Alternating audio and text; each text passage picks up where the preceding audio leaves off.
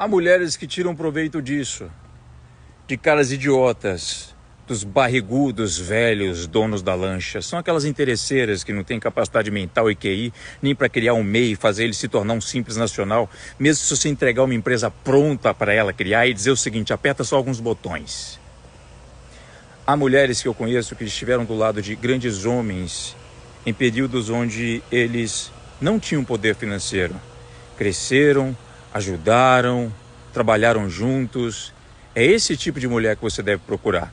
No entanto, meu jovem padawan, outlier, se você ficar aí para sempre, o amor vai sair pela janela.